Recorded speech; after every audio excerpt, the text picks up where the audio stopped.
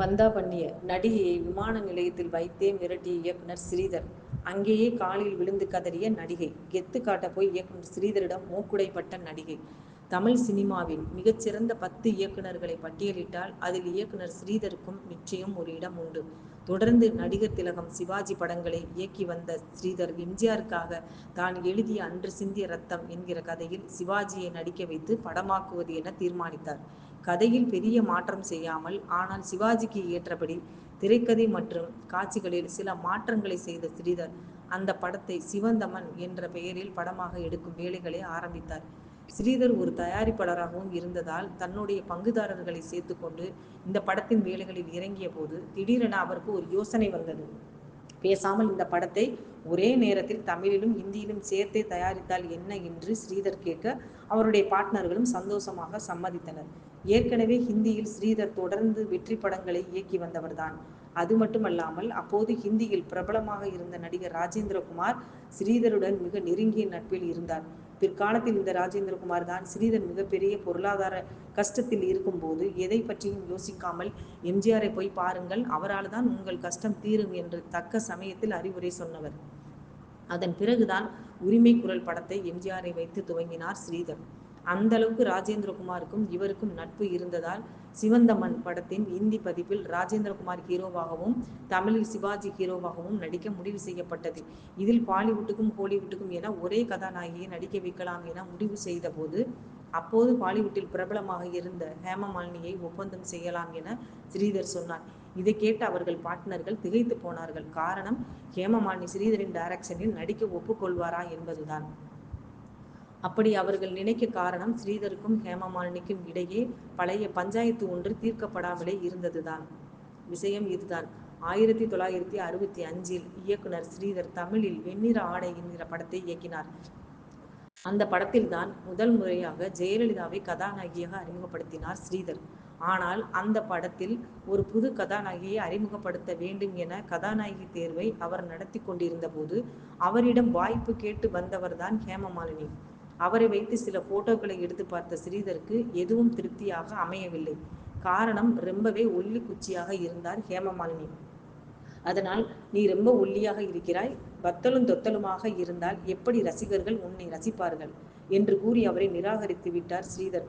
அதன் பிறகுதான் ஜெயலலிதாவை ஒப்பந்தம் செய்தார். ஆனால் ஸ்ரீதர் தன்னை இப்படி உருவத்தை காட்டி அவமரியாதை செய்தது, புறக்கணித்ததை ஹேமமாலினியால் ஜீரணித்துக் கொள்ளவே முடியவில்லை.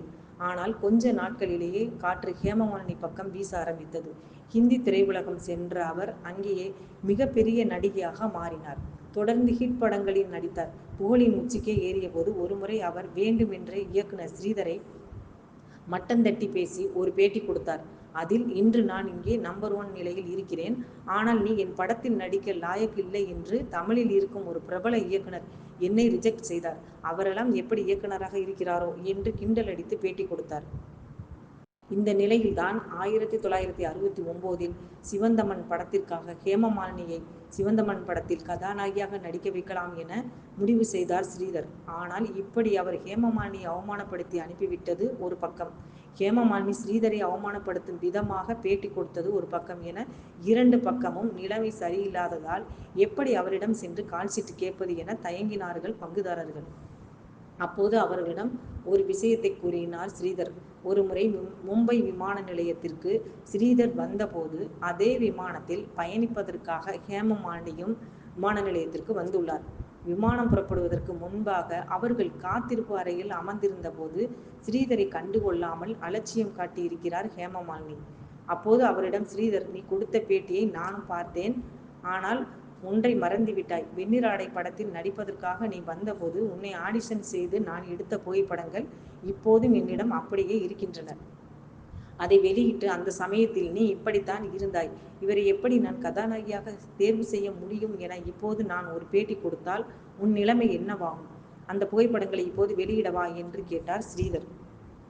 அவரிடம் இருந்து இப்படி ஒரு அஸ்திரம் வந்து தன்னை தாக்கும் என எதிர்பார்க்காத ஹேமமாலினி, அந்த புகைப்படங்கள் இப்போது வெளியானால் நிச்சயம் தான் பெயர் டேமேஜ் ஆகும் என்பதை உணர்ந்து உடனடியாக சுதாரித்து கொண்டு, மன்னித்துக் கொள்ளுங்கள் சார், தெரியாமல் பேசிவிட்டேன், எதையும் மனதில் வைத்துக் கொள்ளாதீர்கள் என்று அங்கேயே ஸ்ரீதரிடம் மன்னிப்பு கேட்டார்.